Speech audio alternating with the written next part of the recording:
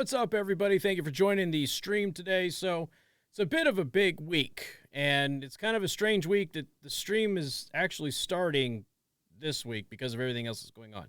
I'm a little bit late today. I do apologize about that. Some final touches needed to kind of put on some things and make sure everything was working right, and did a couple of testing, things like that, a little bit earlier, and things seem to be working okay. I think that my mic volume is a little bit low, so let me know if there's any issues with that, and I'll see if I can actually adjust that or fix that in the near future. We're just going to have to make do with it the way that it is today. So, obviously, it's Valentine's Day. We just had the Super Bowl, which some of you probably don't even care about, myself included, didn't watch a single snap of the game. We also have the situation this week where I will be on Tucker Carlson talking about Pete Buttigieg and the fact that every transportation project that guy had in South Bend was a disaster. So we'll talk about all of that, including the death of an 11-year-old child, which was squarely put on Pete Buttigieg's hands. We'll talk about some of that stuff with Tucker Carlson later this week. I don't know what day yet. So a lot of you obviously really want to know when I'm going to be on Tucker Carlson. It was referenced on Tucker Carlson a couple of weeks ago when Brian Kilmeade was on there, but I haven't actually gone on Tucker's show before. So I've done other Fox shows. I just haven't done Tucker's show before. And I've just had an email communication with his booker, and she's trying to narrow down exactly which day is going to work and where I need to go, because they have to arrange transportation apparently for me. So I don't know if they have a studio locally for me to use or if I have to go to Chicago or go to Indianapolis in order to go ahead and do a 5-minute segment. We'll see. We'll see how that all works. I don't really know, but still pretty exciting that I get to be on Tucker Carlson. A lot of people have asked me, hey, is this like a big deal for somebody like you? No. For a lot of people who are in radio, getting an opportunity to go on like Fox News or Newsmax or something like that certainly feels like a big deal. I've done it so much that it's not a huge deal. And here's what happens. I think a lot of people think that they're going to get a big-time gig out of it or a big influx of new listeners or followers or something like that. That almost never happens. Very rarely do you get invited back to be a repeat guest, and it's usually because it's easy to get you on. It has less to do with your content, your ability to perform, and much more to do with your availability and the ease of scheduling you. So, and I'm in a bit of a wonky schedule for most people because I do afternoon drive on 95.3 MNC, but at the same time, it is Tucker Carlson, so it's a different time slot. So that makes things much more easy for me. So we'll see how it goes. But yeah, is it cool? Sure, it's cool. It's probably a bigger deal for the audience than it is for me, to be perfectly honest with you, just because, this stuff is usually just a one-time fleeting thing. But the audience absolutely loves it. They go nuts. Like, you were on Tucker, or you were mentioned on Tucker, you were on Fox and Friends, something like whatever it is. And I like doing it just because it's always nice to expose myself to other people. You never know what could happen. But at the same time, I love watching your guys' reaction, because the way that you all react, I think, is probably much more entertaining and meaningful than just me doing the actual segment. And there's always a possibility that, your brain just freezes up and you suck. It's never happened to me, but I suppose it could. So, who knows? Do want to thank silverfoxart.com. And again, they made this amazing piece right back here. It doesn't really look three-dimensional with the way that the camera angle is, but that is wood. That is three-dimensional. There is 3 different layers of wood. That is full color. It is backlit. I don't have the backlights on right now because you can't really see them with my floodlights hitting the wall behind me. But it is backlit, so when you have it in a dark space in your room, it looks absolutely beautiful. You'll see some imagery of that and other works of art from Silver Fox a little bit later on. Silver Fox Art has become my studio sponsor. Super appreciate their support. Could not be doing this live stream without them. All right, so let's get going here, ladies and gentlemen. The big report over the weekend, and everybody's going to be talking about this today. I'm sure that everybody has talked about it in the morning shows. When you have Durham's it's his new revelations from his old probe. Now, this is a criminal probe, and everybody always forgets that the Durham probe was converted to a criminal probe, and when that happened, that was a very big deal. Now, the news media didn't really cover it all that much. New media did, conservative media did, because it's a big deal when you have that as a criminal probe as opposed to just a normal probe. So They're actually looking at criminal activity. We already know that he has indicted one person. He's looking at indicting others, and this looks really ugly. There's always been little whispers that have been coming out of Washington, D.C. that Durham is on to something big, but nothing has ever been revealed really until now. So this drops on a Saturday on a Super Bowl weekend. First of all, they always drop on like Friday evening, okay? So without fail, every week when I go off of the air at 6 p.m. Eastern time, there will be a massive news drop right after that, because that's when most major media kind of shuts down, right? So your big news outfits and things like that kind of shut down at 6 p.m., and so you release something the very moment that nobody is really paying attention. So it's your most of your news people have gone home for the day. Your overnight crews are in there. But at the same time, people, especially on Fridays, they turn off news, they turn on music, they turn on entertainment, they try to unwind when they're on their way home, and they don't really pay attention to that stuff. So it's the perfect time to drop big news stories, especially if those news stories are unflattering to the current administration. So that's kind of how this works. So there's always a big news dump on Friday. But this happened on Saturday. So they buried it on Saturday in the middle of Super Bowl weekend, right before Valentine's Day, where everybody is preoccupied with other stuff. You got the Olympics going on, so people care about that, although the ratings are way down on that. But it's very interesting how they did this. It was a bit of a different drop than we are used to, but it still dropped at the most opportune time for Democrats and the most inopportune time for Republicans, which is kind of how these things end up rolling. So anyway, the Durham probe, which you have to remember, this is a criminal probe, okay? They're actually looking for criminal activity here, and they believe that there is criminal activity. They've already indicted one person, clearly criminal on that, and they think that there is more. But up until now, we just haven't had a lot of details. So flashback, let's go back in time here and go back to the Trump administration, the Attorney General, William Barr. What he did was he allowed John Durham, who's a U.S. attorney, special counsel status. Now, the reason that he allowed that is he wanted the probe to continue after the Trump administration was over with. So Trump's leaving office and Biden's coming in, and Barr wanted the probe to continue, and so he gave Durham special counsel status, and that allowed Durham to continue his investigation. Now, a lot of conservatives have been very frustrated with that. A lot of Trump supporters have been very frustrated with that because they haven't really seen a lot of results. And every time something comes out, it's a big deal, but then it disappears and it kind of goes away for a while. So this is not a small thing at all, what was uncovered. So it's been under the radar for months now. This is townhall.com. Now we have a bombshell discovery, which, if true, means that someone could be going to jail. We now know why this is a criminal investigation after all. Durham's efforts have unearthed a plot by the Clinton campaign lawyers to infiltrate Trump Tower and the servers of the Trump White House to tie the former president to the Russian collusion myth. Now, if you go back in time, you will see montages of your cable news people talking about, and Hillary Clinton herself talking about how Trump had, quote, back channels to Russia. Now, that's kind of what was going on here. Now, there never was any actual evidence of back channels to Russia. In fact, the previous indictment, which we'll get into here in a second, uncovered that the back channels to Russia that Democrats were accusing Trump of having were actually a complete lie. They were made up. The entire Trump-Russia collusion narrative, which if you don't know by now, was a fabrication. This was something that was concocted by political enemies of Trump. Hillary Clinton's campaign funded it. The DNC funded it. The news media knew it was BS. They still ran with it anyway. Any and all evidence pointed to this being an absolute lie. And at one point in time, I always like to remind the audience of this because people have forgotten. At one point in time, when BuzzFeed had partnered with It's Not News, it's CNN, and BuzzFeed had partnered with them on the dossier, and it was exposed as being a fraud a couple of days after the dossier was revealed. CNN actually brought the head of BuzzFeed on their programming and admonished him for bringing them into this nonsense and spreading, quote, fake news. And then suddenly, a couple weeks later, like the dossier became true, and it became gospel. And everybody in cable news just started pushing the dossier as if it were some kind of a verified fact. It is not. It is 100% not verified. It was all made up.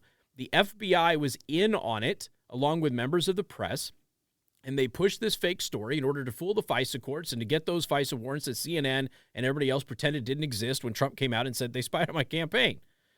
Well, they did. And now, of course, we know that these back channels that they were always talking about, how Trump and his team had back channels to Russia. First of all, that wouldn't even be illegal, but I digress. I don't need to get into all of that. I've already done all that stuff before. Just because you hear Russia doesn't mean it's automatically a crime. Remember, Hillary Clinton was working with the Ukrainian government against Trump. The Ukrainian government was giving Hillary Clinton all sorts of information on Trump, just like she accused Trump of doing with Russia. The whole Russia narrative came because Hillary Clinton was getting hammered for the Ukraine stuff. But Hillary Clinton didn't break any laws. There was nothing criminal there unless she was giving them access to favors, and it was a quid pro quo. And we don't know if that was actually the case. There appears to be some evidence that that might have been the case through her foundation, but we don't know any of that for sure. But right now, it's important that everybody understand Hillary Clinton did with the Ukraine what she accused Trump of doing with Russia. That was being exposed. People were hitting her on that. It wasn't criminal, but a lot of people felt it was unethical to be using a foreign government to try and win an election in the United States. And she spun that and got everybody to buy into this Russia narrative, which was just fabricated. She basically just recycled everything that she was doing, made it about Trump with Russia instead of her with the Ukraine, and there we go. Remember, her campaign staff had much more ties and much closer ties with the Russian government than anybody on Trump's campaign ever did. And that was never covered by the news media because, the news media is going to do what the news media does, and that's protect Democrats, not actually get to the truth. So this is a big deal. Those back channels that everybody's talking about, which probably wouldn't have been illegal anyway, they were completely fabricated and made up. Now, we already know that they were fabricated and made up because there's already been a criminal indictment of the FBI lawyer on that. However, we now know that Hillary Clinton was responsible for that story. Hillary Clinton was paying him to do this. And when you have a transition team coming in and you have somebody who is going into the White House, and all of a sudden you're now breaking into their servers and you are stealing information and you are spying on them and they are an incoming president, guess what? Committed a crime. More on this in just a second. Trust me, you don't want to miss this.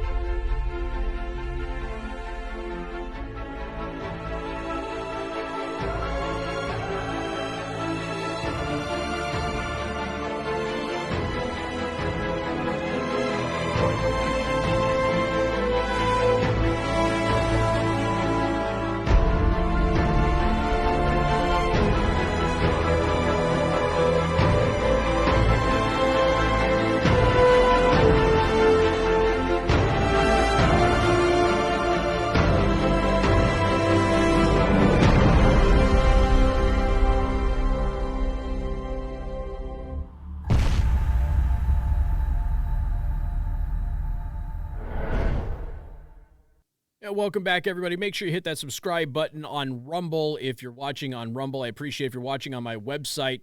If you could, just click on that link and head over to Rumble and hit that subscribe button. If you're not already subscribed, that would really help out.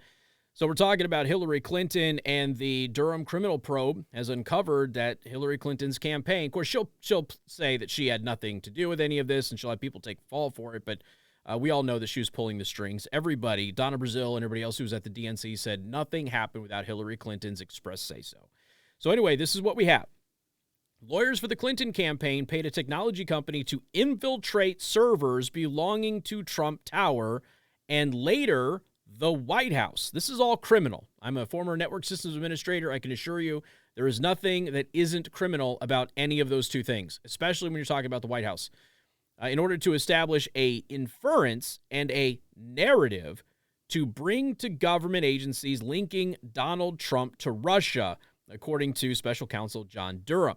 Now, Durham filed a motion on February 11th focused on potential conflicts of interest related to the representation of former Clinton campaign lawyer Michael Sussman. Michael Sussman's already been indicted. He's been charged with making false statement to the federal agent. He has pled not guilty. That is still a pending case, but he is guilty as sin. The physical evidence on Sussman is undeniable.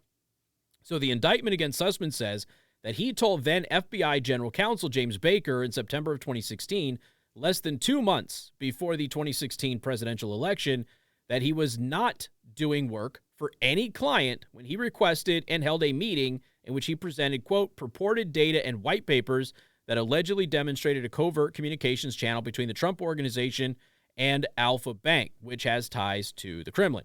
This is the back channel thing that you always heard on the left-wing news outlets and the left-wing celebrities on Twitter and all of that stuff. There wasn't any back channels. It didn't exist, but they made it up. And the effort here was 2 months before the election to make it seem like Trump had workings with Alpha Bank, which of course works with the Kremlin, and therefore Trump might be an agent of the Kremlin and all of that stuff. This is all a political op against Trump. None of it was true.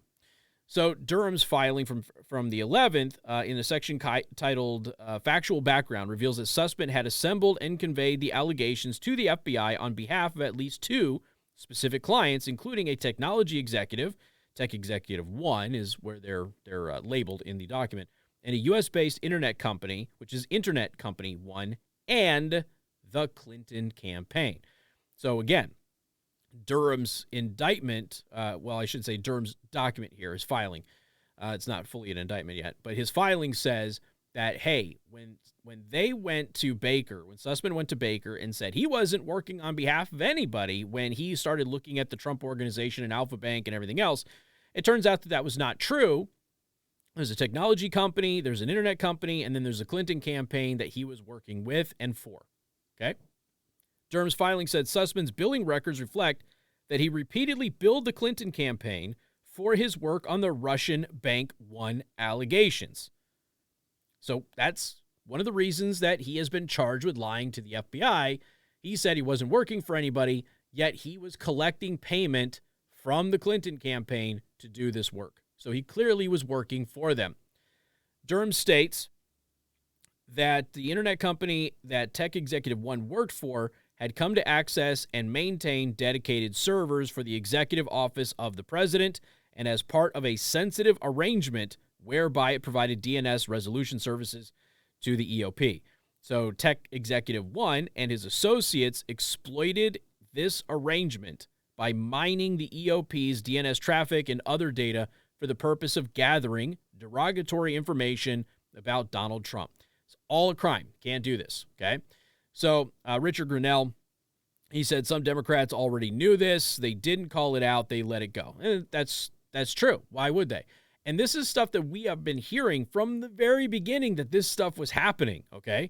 And that there was something big that was going on and that it was tied directly to the Clinton campaign. This is the first time we're really getting a sense of exactly what that looks like. The indictment, this is the Blaze, the indictment against Sussman alleges that he told then FBI General Counsel James Baker less than 2 months before the 2016 election, I know I'm repeating myself, but again, this is important, that he was not working for any client when he requested a meeting in which he provided the FBI with reported data and white papers that allegedly demonstrated a covert communications channel between the Trump Organization and the Kremlin connected with the Alpha Bank situation. Again, none of that was true. That never happened, okay? Just in case you still run into Twitter trolls out there who he was still doing back channels with Russia. No, he wasn't. That never happened. It was all a lie. Everything Trump-Russia collusion, where Trump is the accused, it was all a fabrication. It was all made up. It was all a political op. Not a single speck of it was true, and the news media has never apologized to you for that. In a section of Durham's filing titled The Factual Background, again, he did, in fact, work and collect payment with them. That's important stuff, okay? So now Donald Trump has given his reaction to this. So Sussman was indicted by Durham in September of 2021 for lying to the FBI by providing phony information alleging secret back-channel communications between the Trump campaign and the Russian bank. So, again, that's why he's been indicted. That's why he's been charged. He's pled not guilty. That trial will go forward in the future. So here's Trump's response to all of this. I thought this was pretty funny. Trump released a statement that calls for far more than what Durham is expected to seek. He wants blood and reparations. Quote, the latest pleading from special counsel Robert Durham provides indisputable evidence that my campaign and presidency were spied on by the operatives paid by the Hillary Clinton campaign in an effort to develop a completely fabricated connection to Russia. He's right. Now, there hasn't been a conviction here, but this is what the report shows, okay? This is a scandal far greater in scope and magnitude than Watergate. True. And those who were involved in and knew about this spying operation should be subject to criminal prosecution. True.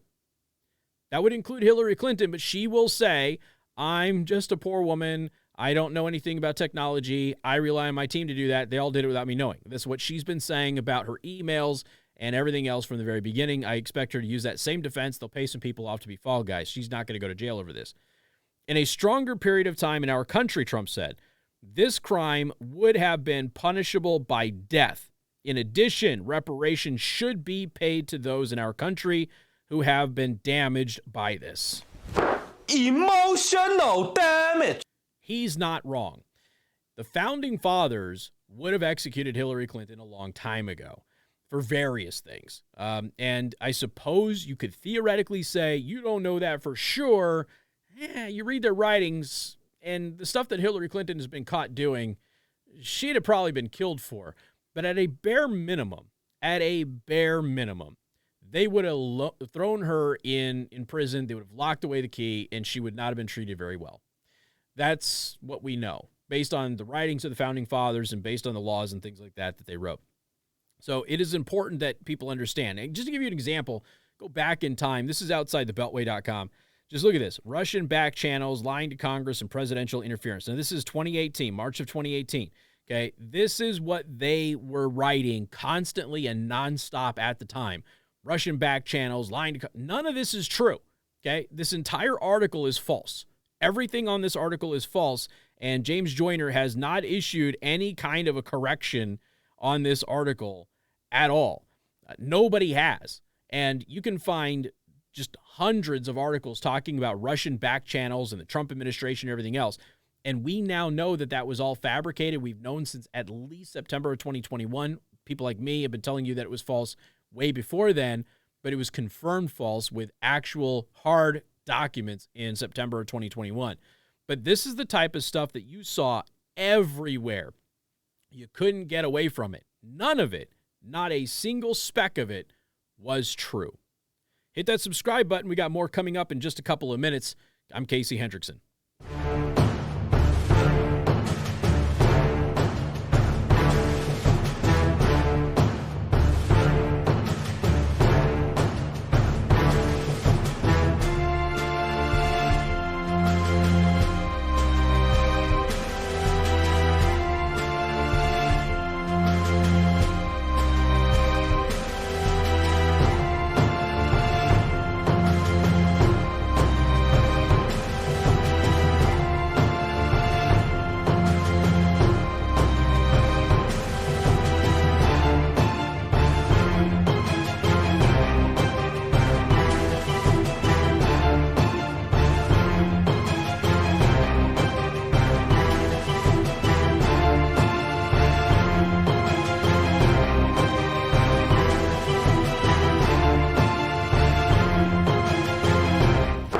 Emotional damage.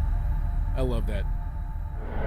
Absolutely love that soundbite. Welcome back. Casey Hendrickson here. Once again, please hit that subscribe button if you're watching on Rumble. And if you're watching on my website at theburningtruth.us, please just click on that link right above the video and head over to Rumble. Just hit that subscribe button. You should be subscribed on Rumble anyway, especially with everything that YouTube is doing. So I love this story. I love this story so much. You have no idea how much I love this story. This is a perfect example of how twisted and stupid some people can be, okay? The Canadians right now, and let's be honest, the Canadians don't have and I don't mean this as an insult, they don't have a lot of experience in handling difficult situations. And so right now, the Canadians don't really know what to do about truckers, right? They're completely perplexed as to how to resolve this situation. They don't know what to do. And as a result, they're kind of panicking. And it doesn't help that their leader, Mr. Blackface Trudeau, is an imbecile. He's an actual imbecile, folks. I don't know how else to say this. Most of the time, it's hyperbolic to say that a political leader is dumb or stupid or something like that. But sometimes it's just true. And with Trudeau, it's 100% true. This is a guy who his dad was famous, so he used his dad's name. He looked good. The entire marketing campaign around him was that he was a good-looking guy, and he got the Canadian women to vote for him. That's really it. I mean, there's nothing redeemable about this guy at all. And I've never seen so many ultra-left-wing people jump through so many hoops to defend somebody who has done some of the most egregiously racist things that a public figure could have done.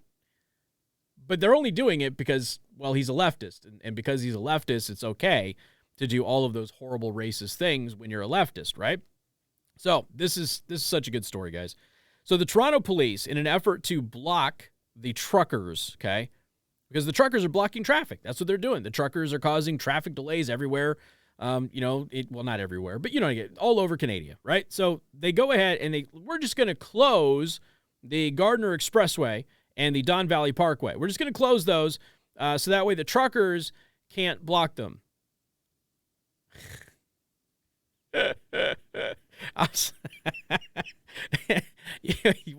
Wait a second. Your solution to preventing the truckers from blocking the roadways are to close the roadways so nobody can get on the. So you're going to block the roadways to prevent the truckers from blocking the roadways. That's where we're at. This is a true story. I don't know how else to say it. Twitchy had a lot of fun with this. You can't block the roads because we already blocked them, so take that. It is. It's very much like that. So they're blocking the roads so nobody can block the roads. You got to love it. I mean, Canada, you're trying, I guess. It'd be a lot better if you just stopped doing all the asinine, stupid COVID stuff and just accept the science, and you'd probably be okay. But nonetheless, I love that story. The story is hysterical. All right, so let's hop over and make fun of Snopes here for a little bit. This one is real interesting because suddenly they're trying to pretend that the crack pipe case is not, or the crack pipe story is not real. And that's interesting because we have all of the documents that they're handing out, the smoking kits with the crack pipes in it, or the pipes used to smoke crack, meth, or other substances. That's the accurate descriptor here. So Patrick Hoff is the guy that's kind of covering this. You see, he's got a blue check mark there. He's a reporter, right? So he's with the Washington Free Beacon, great newspaper. So he said the federal government is set to fund the distribution of smoking kits in the name of racial equity, which, again, where are the race baiters out there who are frustrated and furious that pasty white Joe Biden, who has a very problematic racial history, that he is handing out crack pipes based on racial equity? And again, look up the data on who predominantly smokes crack. Go ahead. I'll wait. So anyway, an HHS spokesman told me that these kits include pipes that are used to smoke crack, meth, or any illicit substance. See, there you go. All right, so they did the story. We all did the story. We all talked about it. Everybody's talked about it. It's been memed to death now because how could you not meme this? The Hunter plan and everything else, just great memes revolving around this. It's not a light subject. I get it. Crack and meth are horrible detriments. They're terrible on our society and human beings. But you have to sometimes stop and appreciate what you're looking at. So now Patrick says this: HHS sent me the same statement this morning. So he confirmed with somebody at HHS. HHS sent a statement out to the press, okay? We all got it, about these pipes. I asked if they could elaborate on what in the story is misinformation. No response yet. They confirmed the story to me last week, so this is complete nonsense. So this is, so he gets there basically that this is not true, what you're saying about the crack pipes. And he's like, well, hold on a second. You guys confirmed to me that this was a true story, and now that I've reported on the story, you're telling me that it's not real. Huh. Interesting stuff. So, got more blue check marks here, okay? It is not blatant misinformation, and a career government paper pusher shouldn't be throwing that language around at the press. Yeah, you know who didn't really do that? Trump didn't really do that, but boy, do they love doing that in the Biden administration. The news media just loves it. So they're trying to gaslight and pretend that this is not a real story and that Patrick Hoff is lying to everybody. So once again, we're going down a Twitter thread here, and I apologize because usually I don't do that, but I wanted you to see these for yourself. For those of you watching the live stream and not listening to the podcast, you're actually seeing all of this.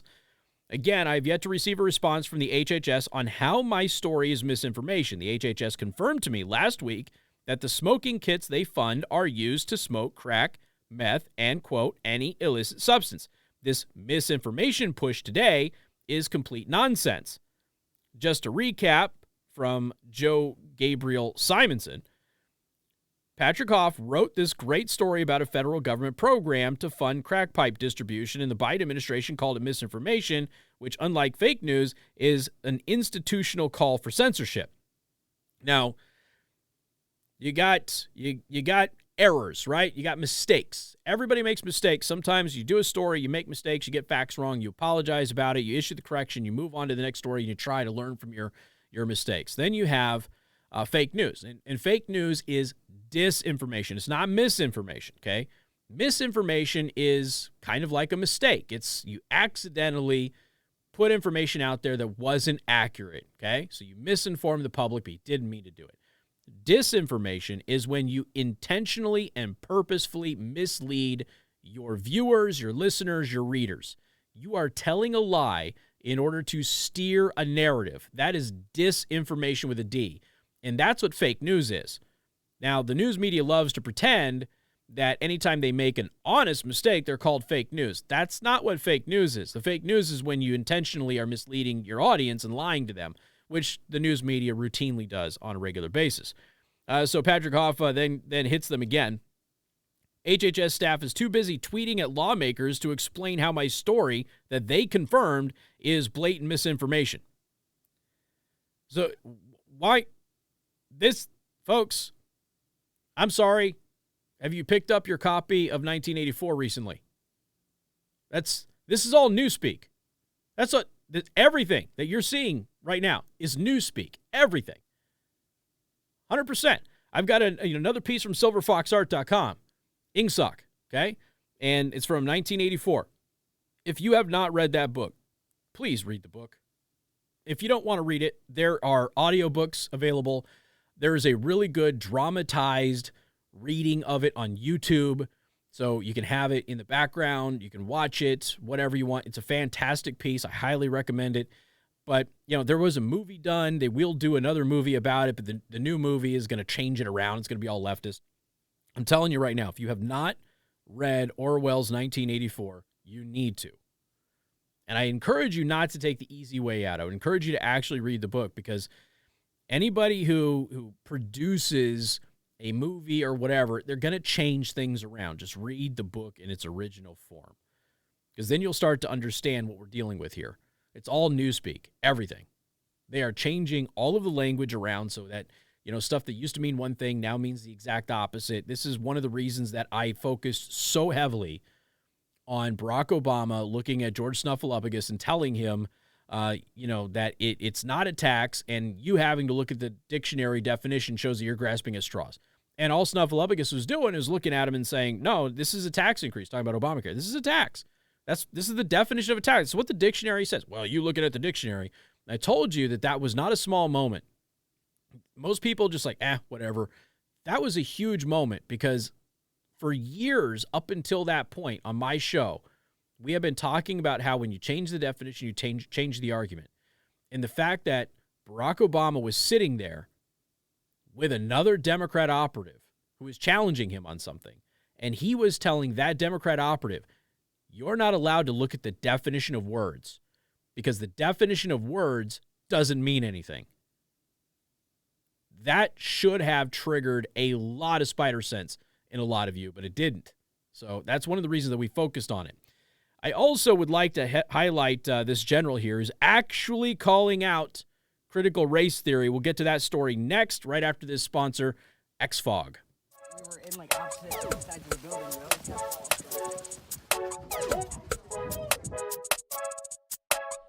The fact that it's super lightweight. I have a lot of stuff on my helmet, and I really don't notice any added weight. Without it, I had to keep moving to try to keep wind across the goggles. It also works really well with my contacts. It doesn't dry my eyes out. It's a super quiet fan. You can't even hear it. And it doesn't interfere with my ability to hear anything happening on the field. Completely eliminates fog, which is, in my opinion, the biggest enemy of airsoft. Xfog is a unit that can attach to your hat or to your helmet that pumps air across your goggles so you don't fog up when you're playing airsoft or paintball or any other outdoor activity. You know, I started last year, and one of the first things I notice is I do all this work and get to a position and immediately just be so fogged that I'd be pretty much ineffective. Ever since getting the Xfog, that has not been a problem since. You hear people complaining goggles are fogging and all that stuff. My gameplay change from once I got Xfog is tremendous. I can see now there's no problems whatsoever. It keeps me going in the game. I would absolutely recommend Xfog to any airsoft player, especially if you're a heavy sweater and you fog up a lot already, because this will end it. You just won't fog up anymore, not even in really, really humid conditions. I used to have quite long periods after being aggressive where I was too hot and sweating and I couldn't see anything, so I'd have to stop and give a while for my vision to clear, quite often not being able to take shots that I would want to. I say it all the time. I think the Xfog is the best money I've spent in airsoft, and I've spent a lot of money on airsoft. I'm Brandon. Sean Corson. I'm Tim. My name is Brian. We're the Streaming Combats, and we support Xfog.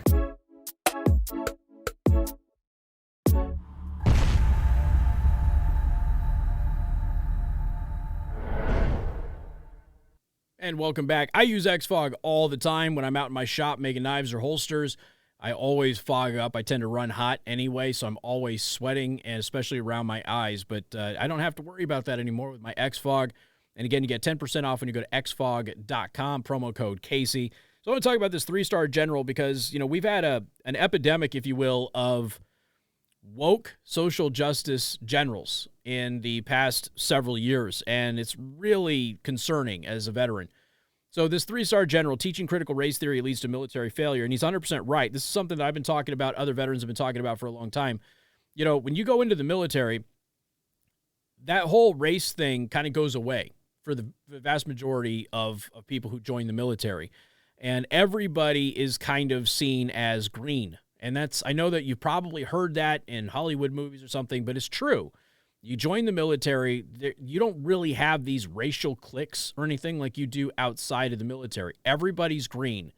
And when you start installing these identity politic filters in the United States military, you start running into major, major issues with force cohesion and everything else. So this is refreshing that we've got a general who's actually speaking out about this.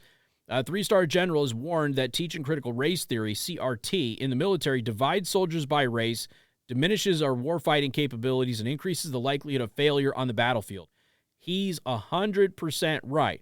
Lieutenant General Greg Newbold, USMC, retired, strongly criticized military leaders and civilian commanders who favor social engineering goals over meritocracy and military preparedness. And look, the fact that he's calling this out, you know, we need more generals to do this. I know he's retired, but we need more generals to do this. And the tenets of critical race theory, a cross-disciplinary intellectual and social movement that seeks to examine the intersection of race and law in the United States, but which has the unfortunate effect of dividing people along racial lines, undermine our military unity, diminish our warfighting capabilities. That's what he wrote in a military publication, Task and Purpose, on Thursday. Task and Purpose is a decent publication, too. A lot of veterans read it. It's it has insider humor. If you're a veteran, you'll like a lot of what they have to say, but they also have some stuff that I think that most people can easily drill down to and kind of relate to. When we highlight differences or group identity, we undermine cohesion and morale. Failure results. He is 100% right. So he's the former director of operations for the Joint Chiefs of Staff, and he says the military requires conformity and unity. Group identity is corrosive and antithetical to the traits that deter potential enemies and win the wars. This is true.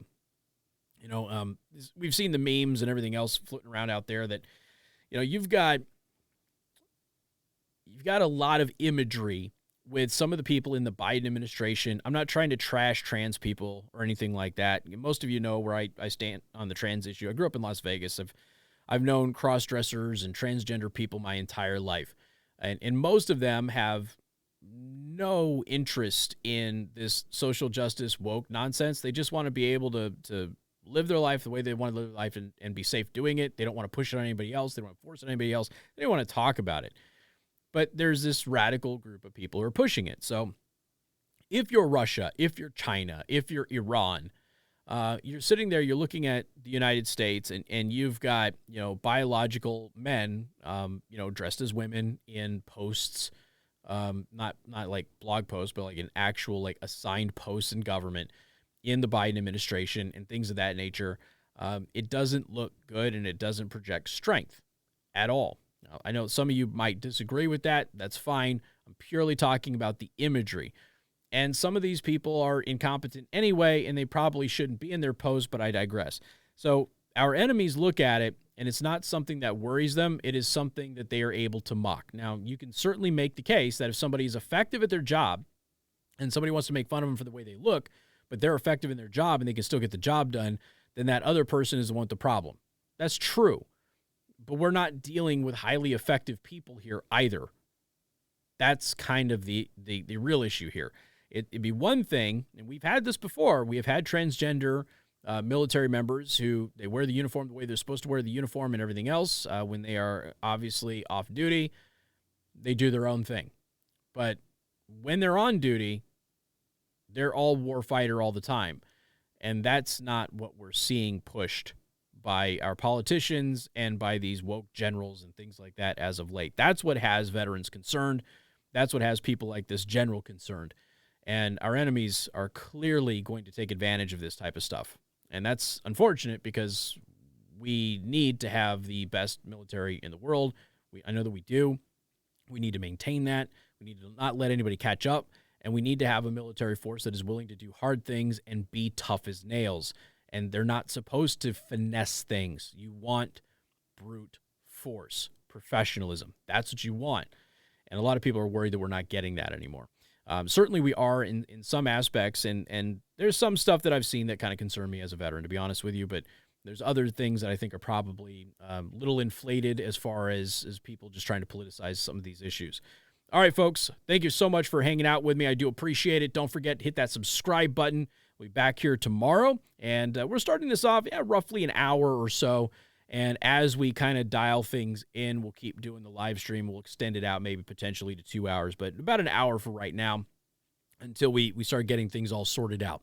In the meantime, hit that subscribe button on Rumble. I really do appreciate it. For those of you watching on the burningtruth.us, make sure you click that Rumble link and subscribe. For those of you who are watching on Rumble or maybe another platform, if this is uploaded to it later on, make sure you go to theburningtruth.us. That's where you can find my podcast, my daily show prep. I have a conservative news aggregator for the best conservative news presented to you every single day throughout the day. It's a one-stop shop for the best headlines for those of you on the right.